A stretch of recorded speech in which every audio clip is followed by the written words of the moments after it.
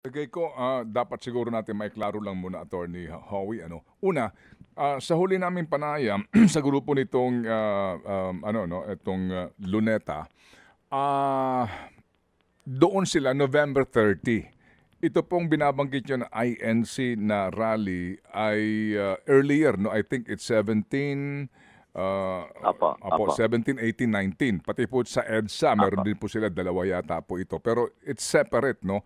Yung November 30, ang sabi ng grupong ito, sa pinakahuling statement pa rin po sa amin, as of last night, no? Itong sila Kanato, ang mensahe po nila sa media nito pong dali lang po, ito hong kilusang bayan kontra Kurakot. Opo. Sa November 30 nga po, Luneta pa rin sila.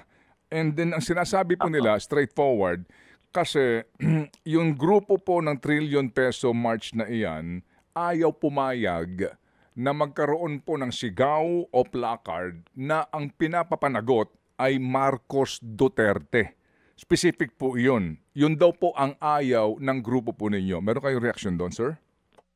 Ang pinapanagot naman natin, Ted, hindi naman namin sinasabing ayaw kasi nga ang grupo namin is we are for yung buong corruption, yung buong gobyerno, whether umabot yan kay Marcos, kay Duterte, or whoever. Hindi namin sinasabi yan.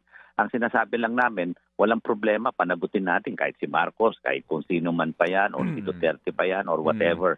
Pero hindi ho tayo hihingi ng sila mag-resign o sila ipalitan at this point in time. Kasi nga, yun nga sinasabi ko, hindi naman po ito for a regime change.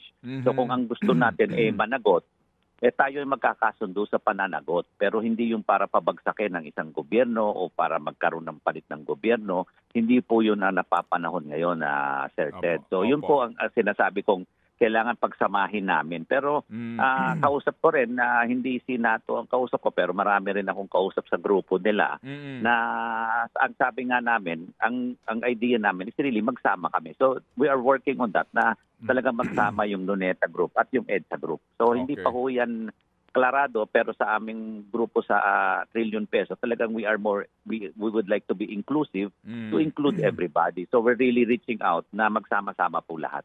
Mga kapatid, brothers and sisters, saan ka pa? Dito na tayo sa totoo.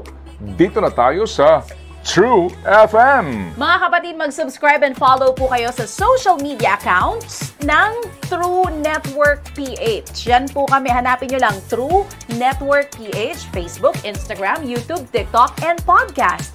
Mapa Apple or Spotify man yan, mahahanap nyo kami. Lahat ng mga napapanood at napapakinggan nyo po sa programa, nasa social media accounts namin yan. So, paano mga kapatid? See you sa social media!